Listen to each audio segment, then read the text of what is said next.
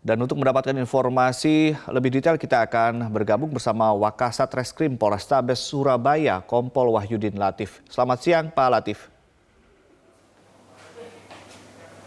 Selamat siang Mas Ade. Ya, Pak Latif, bagaimana sebetulnya kronologis kejadian sampai anggota keluarga melakukan hal tidak pantas tersebut, Pak?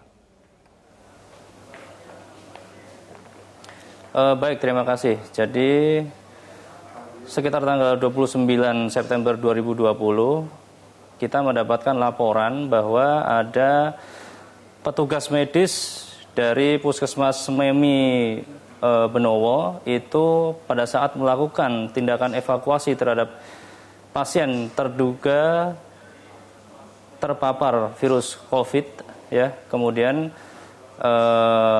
pada waktu dilakukan proses evakuasi tersebut terhadap pasien, tiba-tiba dari istri korban berada di pintu, kemudian secara spontan melumuri terhadap petugas yang sedang mengevakuasi dari korban yang terpapar COVID tersebut. Ya, Pak Latif, berapa orang pelaku saat kejadian? Apakah aksi sang pelaku memang dibiarkan oleh orang di sekitarnya atau justru dibantu atau seperti apa?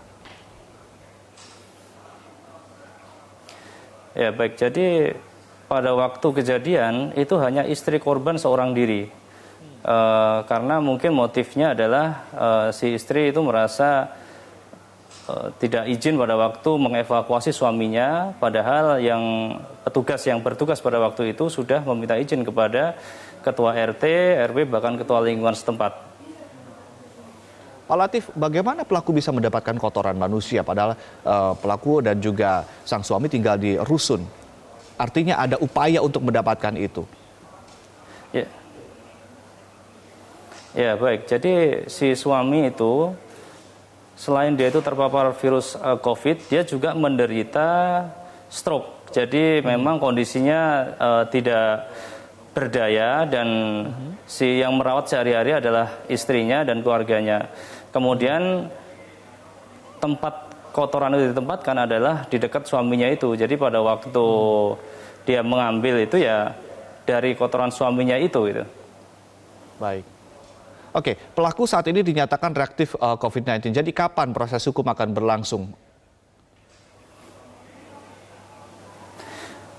Kita kemarin sudah melakukan proses pemanggilan terhadap terlapor. Kemudian setelah kita lakukan pemanggilan sesuai dengan prosedur COVID-19, kita harus melakukan proses evakuasi terlebih dahulu. Dan setelah dilakukan isolasi selama 3 hari, yang bersangkutan dinyatakan non-reaktif, sehingga pada tanggal 3 Oktober 2020 kita sudah melakukan pemeriksaan terhadap terlapor. Baik. Pak Latif, pelaku kan memang terancam pasal berlapis yakni pasal 335 dan pasal 212 KUHP tentang perbuatan tidak menyenangkan dan juga melawan petugas serta Undang-Undang Nomor 4 Tahun 1984 tentang wabah penyakit menular. Ini ancaman hukumannya apa nih Pak? Supaya kemudian masyarakat juga bisa mempelajari dan juga bisa mengambil pelajaran dari kasus ini. Baik, kita pada saat naik ke proses penyidikan, kita pasangkan pasal 335 atau pasal 212 KUHP atau pasal 14 ayat 1 Undang-Undang 4 tahun 84 tentang wabah penyakit menular dengan ancaman pidana 1 tahun 4 bulan. Terhadap persangkaan pasal tersebut, kita harus koordinasi terlebih dahulu dengan ahli, sehingga nanti pada waktu naik tersangka, kita bisa mengoptimalkan terhadap proses penyidikan terhadap terduga terlapor. Baik, Pak Latif, saat ini kondisi dari pelaku dan seperti apa dan di mana saat ini berada sang pelaku tersebut? Saat ini setelah dilakukan proses evakuasi dan setelah dinyatakan non-reaktif terhadap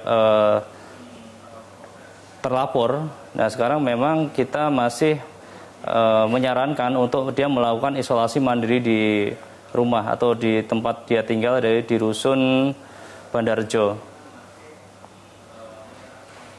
Sehingga Baik. masih kita lakukan pengawasan, kita koordinasi dengan polsek setempat untuk melakukan pemantauan terhadap terduga terlapor. Baik. Dan saat ini artinya suami sang pelaku sudah benar-benar dibawa ke rumah sakit atau seperti apa posisinya?